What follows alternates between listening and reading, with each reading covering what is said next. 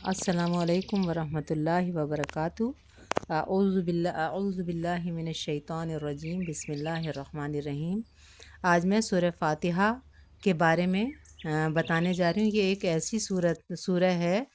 جو، اور اس کی اہمیت کا اندازہ ہم اس طریقے سے لگا سکتے ہیں کہ جب جبرائیل علیہ السلام محمد صلی اللہ علیہ وسلم کے پاس بیٹھے تھے اور بہت آسمان سے بڑی تیز آواز آئی، اور جبرائیل علیہ السلام نے آسمان کی طرف دیکھا تو اس میں 2 دروازے کھلے تھے اور 2 فرشتے آئے، اور انہوں نے فرمایا کہ اس سے پہلے یہ دروازے نہیں کھلے تھے، اور فرشتے آئے اور انہوں نے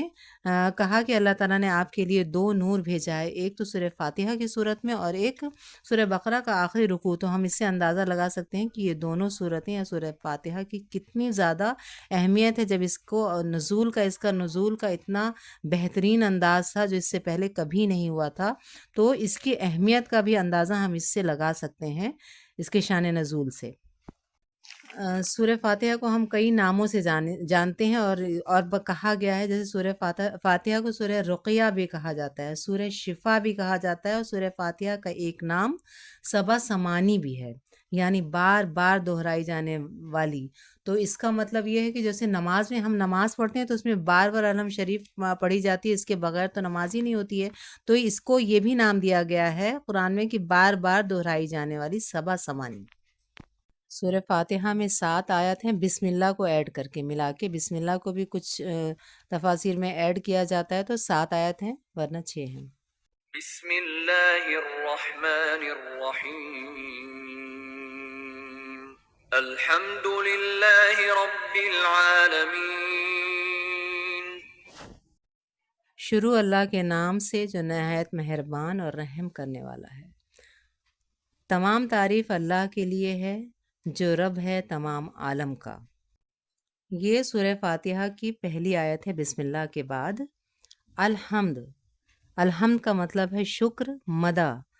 تعریف۔ 2 میننگ آتے ہیں اس میں۔ شکر یہ کہ ہم یہ دیکھتے ہیں کہ کسی کا بھی، اگر ہم دنیا میں بھی انسانوں کا بھی شکریہ ادا کرتے ہیں، اور حدیث میں بھی آیا ہے کہ جو انسانوں کا شکریہ ادا نہیں کرتا وہ اللہ کا بھی شکر ادا نہیں کر سکتا۔ تو ہم شکریہ اگر کرتے ہیں کسی کا، کہ اگر کسی نے ہماری کوئی مدد کر دی، ہیلپ کر دی اور ہمارے کام آ گیا، تو ہم اس کا شکریہ ادا کرتے ہیں۔ یہ ایک بہترین چیز ہے کہ ہم اگر انسانوں کا شکریہ ادا کریں گے تو اللہ کا بھی شکریہ ادا کریں گے۔ اور دوسرا میننگ آتا ہے اس کا مدح کا، یعنی تعریف کا۔ تو تعریف، جیسے ہم کسی کے بالوں کی تعریف، کسی کی آنکھوں کی تعریف، کسی کی ذہانت کی تعریف اگر ہم کرتے ہیں، تو اگر ہم صرف اسی کو کہتے ہیں تو یہ اس میں اس بندے کی تو کوئی تعریف نہیں، اس میں الحمدللہ اگر ہم کہتے ہیں تو اس میں اللہ کی تعریف ہے، کہ یہ اس بندے کی تعریف نہیں ہے، اللہ کی تعریف ہے، بلکہ کہ اس نے یہ ان نعمتوں سے اس شخص کو نوازا ہے، یا ذہانت دی، یا جو بھی اس کے اندر ہنر ہے وہ اللہ تعالیٰ نے اس کو نوازا ہے۔ اور یہ در حقیقت یہ تعریف الحمد کا مطلب ہے کہ اللہ واقعی اس تعریف کے لائق ہے، بنا کسی اس کے، مطلب وہ ہے ہی اس لائق، چاہے ہم اس کی تعریف کریں یا نہ کریں، وہ اس کے قابل ہے ہی، اور اس کی حمد برقرار ہے۔ اگر ہمیں بظاہر کوئی نعمت ملی ہے یا نہیں ملی ہے، ہم پریشان حال بھی ہیں، تب بھی ہم کو الحمدللہ کہنا ہے، کیونکہ جو خفیہ نعمتیں اللہ تعالیٰ نے ہمیں برقرار ہمارے لیے رکھی ہوئی ہیں، اس کے لیے تو تعریف اللہ ہی کی ہے، کہ اس نے ہمیں دیکھیے آکسیجن دے رکھا ہے، ہمارے لیے پیڑ پودے ہیں، زمین ہے، آسمان کو ہمارے لیے پھیلا دیا، تو تعریف ہے ہی، اس کو ہم چاہے کاؤنٹ کریں یا نہ کریں، پھر بھی ہمیں الحمدللہ اگر کہہ دیں گے تو اس میں اللہ کے، یہ ایک بیوٹیفل لفظ ہے۔ ابن القیم فرماتے ہیں کہ جس کی مخلوق ایسی کہ تعریف کیے بغیر نہ رہا جائے، تو وہ کیسا ہو، خالق کیسا ہوگا کہ اس کی تعریف کیسی ہوگی۔ حمد کے بارے میں تو ہم جان چکے کہ تعریف اور شکر۔ اب ال کا بھی ایک خاص مقصد ہے، کہ جب ال کہیں پہ لگا ہوتا ہے تو ال کا مطلب ہے کہ اس کو تعریف اس کی جائے یا نہ کی جائے، اس کی سچی تعریف اللہ ہی تعالیٰ کی ہے، انکنڈیشنل۔ جتنی بھی تعریف ہم کر رہے ہیں، اگر الحمد ہے تو جتنی بھی تعریف ہم کر رہے ہیں کسی بھی انسان کی، کسی بھی چیز کی، زمین کی، آسمان کی، یا کسی بھی چیز کی، تو ہم انڈائریکٹلی وہ اللہ کی ہی تعریف ہو رہی ہے، بلکہ اس چیز کی تعریف نہیں، بلکہ ہم اللہ کی ہی تعریف کر رہے ہیں۔ محمد صلی اللہ علیہ وسلم جب سجدے میں جاتے تھے تو فرماتے تھے کہ میں اللہ کی تعریف کر ہی نہیں سکتا، جو خود اللہ تعالیٰ نے تعریف کر دی، میں اس قابل ہی نہیں ہوں کہ اللہ کی تعریف کر سکوں جو اس نے خود اپنی تعریف کر دی۔ اگر ہم صرف اس کی مخلوق کی ہی تعریف شروع کر دیں تو سمندروں کی سیاہی ختم ہو جائے، لیکن تعریف نہیں ختم ہو سکتی ہے۔ اگر کوئی چیز ہمیں ناگوار بھی گزرے تب بھی ہمیں، یا پریشانی کے عالم میں، تب بھی ہمیں الحمدللہ علی کل حال کہنا چاہیے۔ حدیث میں آیا ہے کہ اگر کسی کا بچہ فوت ہو جاتا ہے تو جب فرشتے اللہ تعالیٰ فرشتوں سے پوچھتا ہے کہ جب تو نے اس کے جگر کے ٹکڑے کی روح قبض کی تو اس نے کیا بولا، تو فرشتے فرماتے ہیں کہ اس نے تیری تعریف کی اور کہا انا للہ و انا الیہ راجعون۔ تو اللہ تعالیٰ خوش ہوتا ہے۔ جب کوئی تو خواب دیکھیں الجھا ہوا تو الحمدللہ کہیں، چھینک آئے تو الحمدللہ کہیں، سوتے اٹھتے الحمدللہ۔ اپنی تعریف کرنا کوئی اچھی بات نہیں، بلکہ الحمدللہ کہہ دیں تو اس میں اللہ تعالیٰ کی تعریف اور ہم آ جاتی ہے۔ اور تمام تعریف اللہ ہی کے لیے ہے، یعنی اللہ ہی کے لیے، چاہے ہم کہیں یا نہ کہیں، وہ سب کچھ اللہ ہی تعالیٰ کے لیے ہے، اور اللہ ہی کے لیے، اور وہ تمام عالم کا رب ہے۔ تمام عالم کا رب ہے۔ اللہ تو اس کا صفاتی نام ہے، لیکن رب کا مطلب ہوتا ہے پالنے والا، یعنی وہ ہر ایک چیز کو پالنے والا ہے، چاہے وہ کوئی بھی مخلوق ہو، چاہے وہ اس کو مانتی ہو، اس کی عبادت کرتی ہو یا نہ کرتی ہو، لیکن وہ سب کا رب ہے، سب کو رزق پہنچانے والا۔ وہ ایسا تو نہیں کرتا ہے کہ اگر جو مسلمان ہیں یا مومن ہیں تو ان کو رزق دیتا ہے، جو کافر ہیں ان کو رزق نہیں دیتا، لیکن اس کا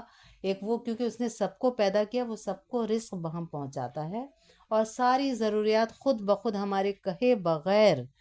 بغیر ہمیں سانسیں دیتا ہے۔ جو ہم سانس لے رہے ہیں اس کو ہم تھوڑی نہ سوچتے ہیں کہ اللہ تعالیٰ نے ہمیں یہ سانسیں دے رکھی ہیں تو ہم اس کا بھی شکر ادا نہیں کرتے ہیں، اور ہمارے جسم کے آرگنس اللہ تعالیٰ نے دے رکھے ہیں تو اس میں بھی ایک ایک پارٹ کے بارے میں ہم تو نہیں جانتے ہیں کس طریقے سے ہم سانس لے رہے ہیں، کس طریقے سے کیا اللہ تعالیٰ ہمارے سونے اٹھنے کے اوقات بنائے ہیں، اور ہمیں ایک نیند کو ہمارے لیے بہترین چیز بنا دی۔ یہ سب تو اسی کی تعریف ہے۔ اس کو تو ہم اگر کاؤنٹ کرنا چاہیں، اگر ایک اپنے جسم کی اعضاء کو ہی اور چیزوں کو اگر ہم کاؤنٹ کرنا چاہیں تو بھی نہیں کر سکتے ہیں ہم، تو ہم اس کی تعریف کے تو خیر قابل ہے ہی نہیں، وہ خود بخود ہی تعریف کے قابل ہے، اور تمام عالم کا رب ہے، پالنے والا ہے، وہ پال رہا ہے، ساری کائنات کا نظام وہ چل رہا ہے، خود بخود اللہ تعالیٰ چلا رہا ہے۔ کوئی اس لیے نہیں کہ کسی کے لیے دھوپ دے دیتا ہے، کسی کے لیے چھاؤں، کسی کے لیے سورج نہیں ہے، کسی کے لیے چاند نہیں ہے، یا کسی کے لیے ایسا نہیں ہے، وہ سب کے لیے ایک سا نظام پوری کائنات کا چلا رہا ہے۔ اب امید ہے کہ ہمیں سمجھ آ گیا ہوگا، اور ہمیں اس پہ غور و فکر کرنے کی ضرورت ہے کہ، اور اب ہم اس کو بہت آسانی سے یہ سمجھ سکتے ہیں کہ اس کا میننگ کیا ہے، اور اس کے بیک گراؤنڈ اس کا کیا ہے، کہ الحمدللہ رب العالمین، تمام تعریف اللہ ہی کے لیے ہے جو تمام عالم کا رب ہے۔ الرحمن الرحیم،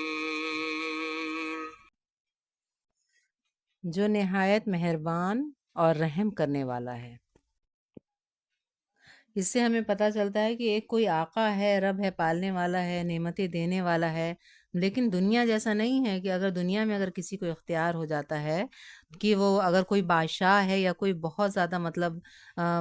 بڑا آدمی ہے، امیر ہے کوئی، تو پھر وہ ظالم بھی ہو جاتا ہے، کیونکہ وہ ظلم کرتا ہے لوگوں کے اوپر، روب جماتا ہے لوگوں کے اوپر، اور مطلب ایسا نہیں ہے۔ لیکن اللہ تعالیٰ کے ساتھ ایسا نہیں ہے۔ اللہ تعالیٰ ایک تو ساری چیزیں ہماری پوری کر رہا ہے، ہمارے کہے بغیر پوری کرا، اور مسلسل پوری کرا، اور وہ رحمان اور رحیم بھی ہے، وہ ظالم نہیں ہے، روب جمانے والا نہیں ہے، بلکہ مسلسل رحم کرنے والا ہے۔ جیسے حدیث میں آیا ہے کہ اللہ تعالیٰ کچھ لوگوں کے اللہ تعالیٰ نے آسمان پہ درجے اونچے رکھ دیے ہیں، لیکن ان کے اعمال ویسے نہیں ہیں، تو اللہ تعالیٰ انہیں دنیا میں تکلیفیں طرح طرح کی دے کے، غم کوئی دے کے، کوئی گھاٹا دے کے، کچھ اور چیزیں دے کے ان کے مرتبے کو، ان کے درجے کو بلند کرتا ہے، اور اس طریقے سے یہ رحم ہی ہے اللہ تعالیٰ کا۔ دیکھیے، رحمان کا مطلب ہوتا ہے کہ وہ کیا نام ہے، آخرت اور دنیا دونوں کے لیے ہے یہ، اور رحیم جو ہے وہ آخرت کے لیے آتا ہے، کہ جیسے اس حدیث سے ثابت ہوتا ہے کہ اللہ تعالیٰ نے درجے وہاں اونچے رکھ دیے ہیں، لیکن ان کے اعمال ایسے نہیں ہیں، تو اللہ تعالیٰ ان سے خود اس طریقے کی چیزیں کر کے اور ان کے درجات کو بلند کرتا ہے۔ جیسے ایک اور حدیث میں آیا ہے کہ زید بن حارث کو لوگوں نے پکڑ لیا اور ان کو تکلیف دینے کی، اسی حالانکہ ان کو قتل کرنے تک کے در پہ ہو گئے تھے، تو کیونکہ وہ حضور صلی اللہ علیہ وسلم کے منہ بولے بیٹے تھے، تو انہیں کچھ سمجھ نہیں آیا، تو انہوں نے کہا یا ارحم الراحمین، انہوں نے آواز صدا دی، مطلب اے مہربان اور رحم کرنے والے۔ پھر انہوں نے دوسری بار بھی کہا یا ارحم الراحمین، پھر انہوں نے تیسری بار بھی کہا یا ارحم الراحمین، تو ایک شخص آیا تو جو شخص ان کو قتل کرنا چاہتا تو اس نے قتل کر دیا۔ تو ان کو بہت تعجب ہوا، انہوں نے پوچھا کہ تم کون ہو؟ تو اس نے بولا کہ مجھے اللہ تعالیٰ، میں اللہ تعالیٰ کا بھیجا ہوا ہوں۔ جب تم نے یا ارحم الراحمین کہا تو میں 7ویں آسمان پہ تھا، پھر وہ اور نیچے آسمان پہ آئے، پھر تیسری بار میں وہ دنیا آسمان کے نیچے ان کے پاس تک ہو گئے، کیونکہ اللہ تعالیٰ نے ان کو بھیجا تھا۔ اللہ وہ کیا نام ہے، رحم، الرحمن کا مطلب ہے زیادہ رحم کرنے والا، بہت زیادہ رحم کرنے والا، اور رحیم ہے جو بار بار مسلسل رحم کرتا ہی رہتا ہے ہمارے اوپر، یعنی الرحمن الرحیم، جو نہایت مہربان اور رحم کرنے والا ہے مسلسل۔ اس ویڈیو کا اختتام یہیں پہ کرتے ہیں، اور جہاں تک کوشش ہماری یہ رہی ہے کہ اوتھینٹک چیزیں آپ تک پہنچائیں، اور آگے بھی اس کو ہم، یہ آگے باقی کی آیات کو ہم کنٹینیو رکھیں گے۔ ہاں، اس ویڈیو کو لائک کریں اور زیادہ سے زیادہ لوگوں تک شیئر کریں، تاکہ قرآن صرف عربی میں ہی نہ پڑھا جائے، بلکہ اس کا میننگ اور اس کی تفسیر، اور ایک دلچسپی کے ساتھ اس کو لوگ اس کو پڑھیں اور اس کو عمل میں لے کے آئیں اور قرآن کو سمجھنے کی کوشش کریں، اور آگے کی باقی کی آیات آپ تک پہنچ پائیں، اس کے لیے اس چینل کو سبسکرائب کریں۔ السلام علیکم ورحمۃ اللہ وبرکاتہ۔ جزاک اللہ خیرا کثیرا، فی امان اللہ، اللہ حافظ۔